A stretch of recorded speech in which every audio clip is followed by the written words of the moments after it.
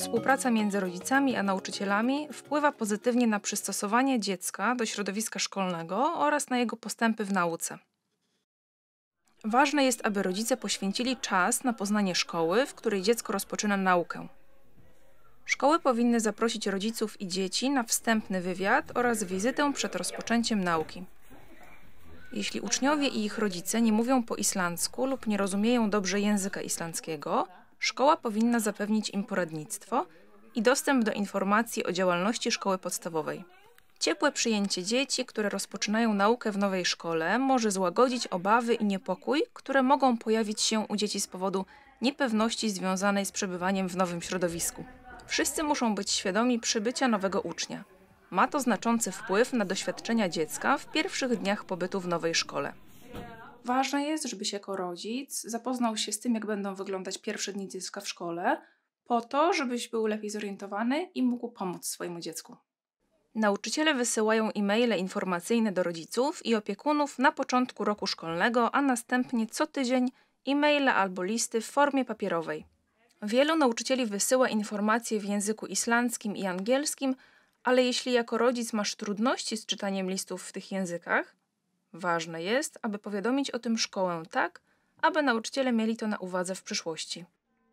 Ważne jest, aby rodzice jak najszybciej podjęli decyzję o korzystaniu z usług świadczonych przez szkołę, jak na przykład o tym, czy chcą regularnie kupować posiłki szkolne dla dziecka. W przypadku, gdy nauczyciel i rodzice ucznia nie porozumiewają się w tym samym języku, komunikacja w formie pisemnej może być przeszkodą. Taka sytuacja może doprowadzić do powstania swego rodzaju bariery internetowej między domem i szkołą.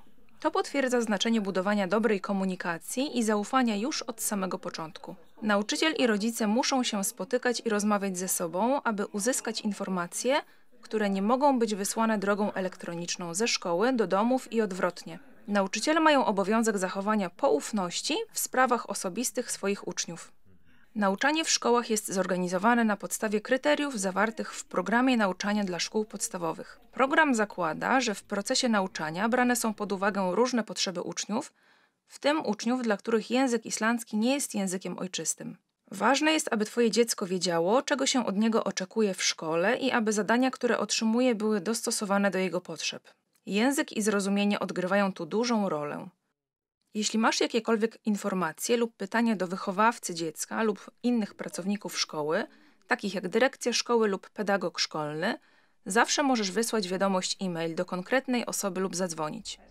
Wychowawca jest główną osobą kontaktową łączącą dom ze szkołą.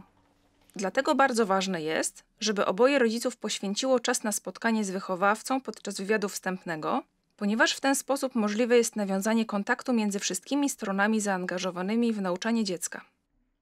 Istnieje wówczas większe prawdopodobieństwo, że komunikacja będzie dobra, co ma wpływ zarówno na samopoczucie, jak i postępy w nauce dziecka. Bardzo ważne jest, aby dziecko zawsze przychodziło do szkoły przygotowane.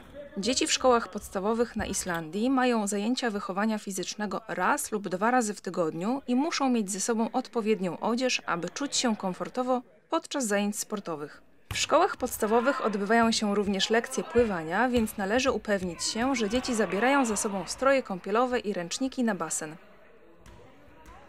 Warto wspomnieć o tym, że Twoje dziecko musi być zapisane na posiłki w szkole lub przynosić prowiant z domu.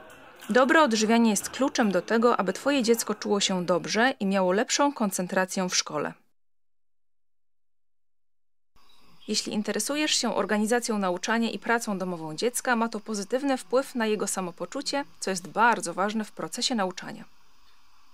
Badania pokazują, że znaczna większość nastolatków, podobnie jak młodsi uczniowie, preferują udział rodziców w odrabianiu lekcji. Rolą rodziców nie jest nauczanie dzieci i młodzieży, ale okazanie zainteresowania nauką dzieci, wspieranie i zachęcanie ich do dalszej edukacji. Warto dobrze zapoznać się z organizacją i zasadami pracy szkoły już u progu edukacji szkolnej naszych dzieci. I to niezależnie od tego, czy dzieci zaczynają dopiero naukę w islandzkiej szkole, czy też może zmieniają placówki.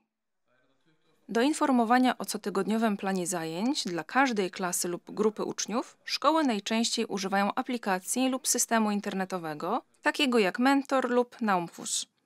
Tam pojawiają się informacje o planie lekcji, kwestiach organizacyjnych i przebiegu nauki ucznia, jak również wiadomości, które nauczyciele od czasu do czasu wysyłają do rodziców.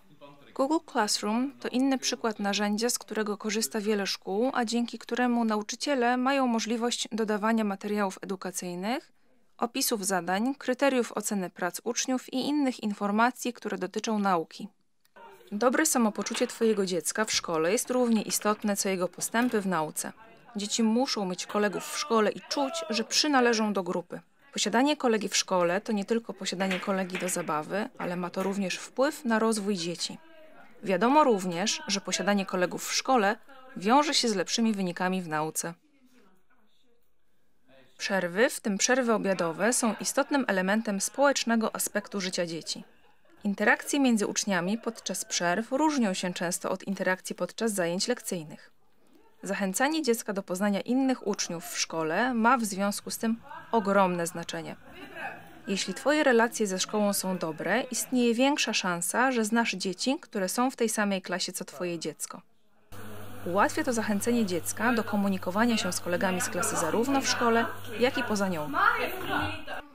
Uczniowie obcego pochodzenia mają prawo do dodatkowych zajęć z języka islandzkiego w swoich szkołach, a badania wskazują, że należy położyć większy nacisk na zrozumienie czytania wśród tych uczniów. Dlatego ważne jest, abyś jako rodzic zdał sobie sprawę z prawa, jakie przysługuje Twojemu dziecku do nauki języka islandzkiego. Niezwykle istotne jest, żeby uczniowie pochodzenia obcego otrzymywali pomoc dodatkową w nauce języka islandzkiego, dlatego że cała edukacja opiera się na umiejętności czytania ze zrozumieniem i doskonalenia słownictwa islandzkiego. Zgodnie z programem nauczania w szkołach podstawowych, zapewnienie edukacji i dobrego samopoczucia uczniów są wspólnym zadaniem domu i szkoły. Współpraca powinna charakteryzować się wspólnymi decyzjami i odpowiedzialnością oraz regularną komunikacją na temat dziecka, jego samopoczucia. Współpraca powinna charakteryzować się wspólnymi decyzjami i odpowiedzialnością oraz regularną komunikacją na temat dziecka, jego samopoczucia i nauki. Wszechstronna współpraca jest niezbędna do tego, żeby dziecko robiło postępy w nauce, czuło się dobrze w szkole i wśród swoich rówieśników.